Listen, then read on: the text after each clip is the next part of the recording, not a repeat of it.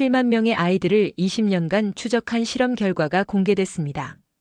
월 500만 원을 교육비로 쓰는 가정과 학원을 전혀 보내지 못하고 책만 곁에 두는 가정. 과연 어느 쪽 아이가 더 뛰어날까요? 이 결과는 모든 상식을 뒤집었습니다. 그리고 그 진실을 증명해낸 한 할머니와 손자의 이야기가 있습니다.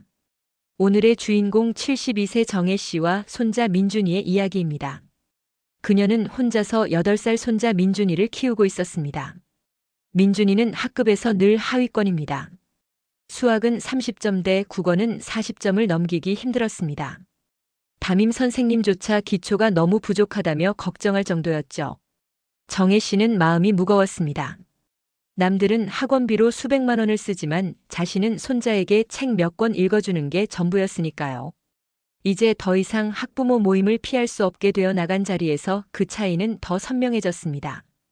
모두 젊은 엄마들만 앉아있고 자신만 나이든 노인이었습니다. 다들 아이들을 어떻게 교육하고 있는지 설명하는데 젊은 엄마들이라 참 똑똑하고 열정적이라는 생각이 드는 반면 자신은 최신 기기에 따라가는 것조차 버거운 노인이라 시간이 갈수록 더 작아지기만 했습니다. 그중 한 엄마가 이렇게 말을 했습니다. 예전엔 책이 중요하다고 생각해서 전집을 몇백만 원어치나 샀거든요. 위인 전집, 백과사전, 창작동화 그런데 애들이 안 읽어요. 결국 다 팔아버렸죠.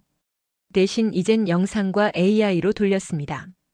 맞춤형 학습 앱, VR 영어 수업, 게임형 수학 프로그램 한 달에 400만 원 넘게 쓰지만 성적이 확 올랐어요.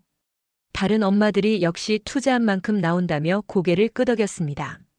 그러고는 다들 몇백씩 들여 책을 사줬지만 애들이 읽지 않아서 동영상 교육과 학원 수업으로 대체하고 있다고 한마디씩 덧붙이고 있었습니다.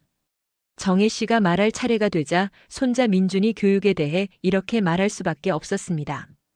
저는 민준이에게 그냥 책을 읽어주고 있어요. 순간 공기 속에 동정 섞인 시선이 스쳤습니다.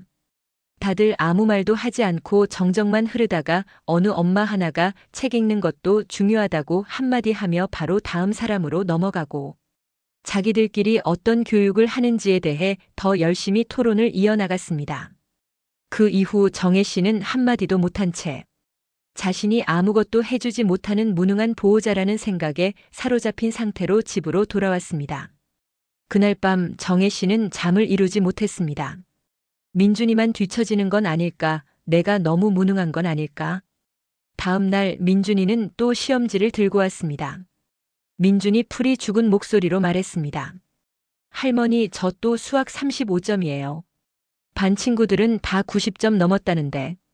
정혜 씨는 민준이를 안아주며 괜찮다고 말했지만 마음속 죄책감은 더 커져만 갔습니다. 다른 집 아이들은 VR 영어, AI 수학 맞춤형 과외를 받는데 민준이에게 해줄 수 있는 건 헌책을 읽어주는 게 전부였으니까요. 며칠 뒤 정혜 씨는 교회 앞에서 오래된 친구를 만났습니다. 오랜만에 얼굴을 본 두 사람은 자연스레 안부를 주고받았습니다. 정혜 씨, 요즘 어떻게 지내요? 정혜 씨가 한숨 섞인 목소리로 답했습니다. 매일 똑같죠 뭐. 민준이 키우면서 그렇게 지내고 있어요. 그러자 친구가 물었습니다. 민준이는 요즘 어때요? 초등학생이죠? 공부는 아빠 닮아서 잘하겠어요. 정혜 씨는 솔직하게 답했습니다. 에휴, 사실 요즘 민준이 때문에 걱정이 많아요. 지 부모가 키울 환경이 안 되니 이 늙은이 혼자 키운다고 키우는데 요즘 젊은 부모에 비하면 한참 모자라죠. 다들 학원에 VR 수업, AI 과외시키는데 저는 해줄 수 있는 게 없어요. 그냥 책 읽어주는 게 전부예요. 성적도 계속 안 나오니 애도 주눅이 들어있고. 그러자 친구가 놀라운 제안을 했습니다. 그래요? 우리 아들이 대학에서 교육학 연구를 하고 있는데 예전에 비슷한 얘기를 했던 게 기억나요. 혹시 걱정이 많으면 제가 자리를 마련해 줄까요? 정혜 씨는 너무 좋았지만 조심히 물었습니다. 정말? 아들 바쁠 텐데 괜찮겠어요? 친구가 미소 지으며 대답했습니다. 괜찮아요. 직접 만나서 얘기 들어보면 마음이 좀 편해질 거예요. 정혜 씨는 친구의 제안을 받아들였습니다. 혹시라도 도움이 된다면 하는 간절한 마음이었죠. 며칠 뒤 정혜 씨는 한 카페에서 친구와 그 아들을 만났습니다.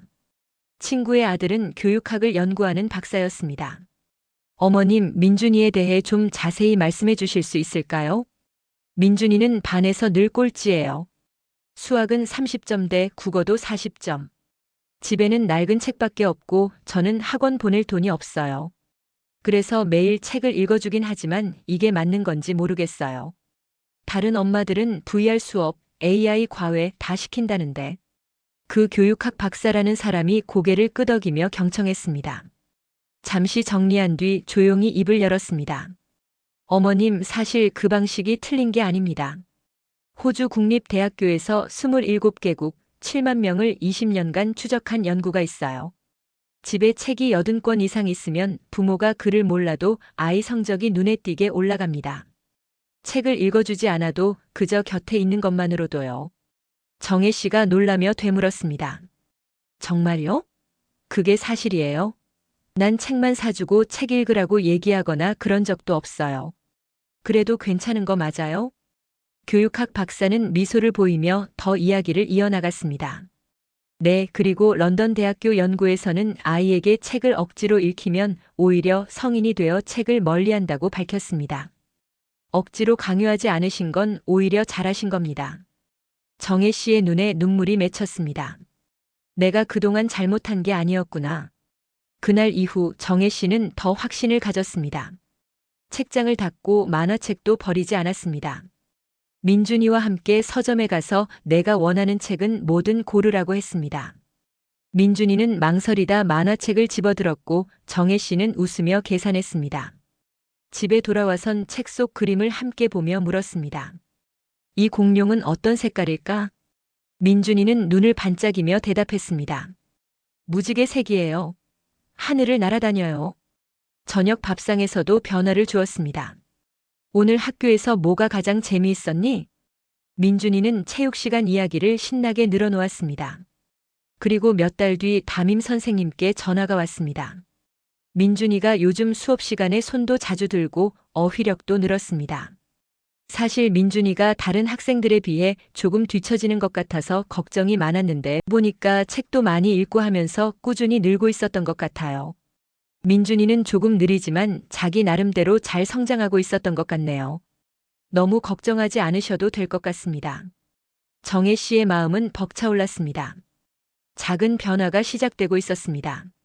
하지만 모임에서는 여전히 비교의 목소리가 이어졌습니다. 윤희 엄마는 또다시 자랑을 늘어놓았습니다. 우리 윤희는 AI 튜터 덕분에 수학이 2배로 빨라졌어요. VR 역사 수업으로는 고대 로마까지 직접 체험한다니까요. 민준이 할머님도 들어보셨죠? 요즘 애들 공부가 완전히 달라요. 윤희 엄마의 자랑 속에는 은근한 비교와 무시가 담겨 있었습니다. 그러면서 다시 한번 이렇게 말을 했습니다. 근데 민준이도 요즘 좋아졌다면서요? 다행이에요. 역시 할머니의 정성이 통했나 보네요. 위로인지 조롱인지 모를 말이었지만 정혜 씨는 예전처럼 움츠러들지 않았습니다. 그저 조용히 미소 지으며 넘겼습니다. 하지만 마음 한편엔 불안이 남아 있었습니다. 정혜 씨는 친구의 아들에게 염치불고하고 다시 한번 조언을 얻고자 전화를 걸었습니다. 다른 엄마들은 다 VR, AI 얘기를 하는데 정말 이 길이 맞을까요?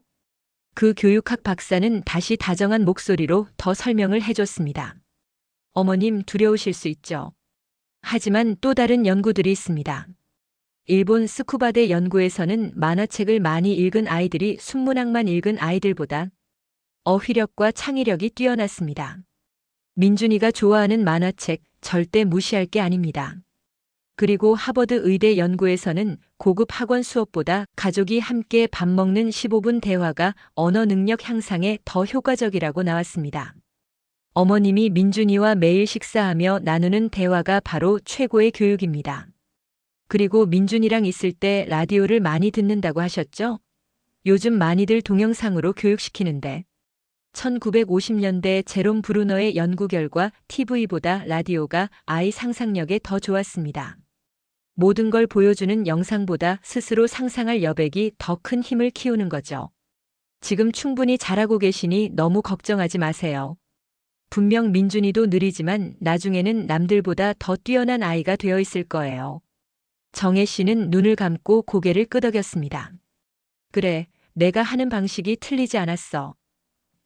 정혜 씨는 감사의 인사를 전하고 계속 자신 있게 책으로 민준이를 교육해 나갔습니다. 시간은 흐르고 민준이는 달라지고 있었습니다. 국어 시험 78점, 수학도 평균을 넘겼습니다.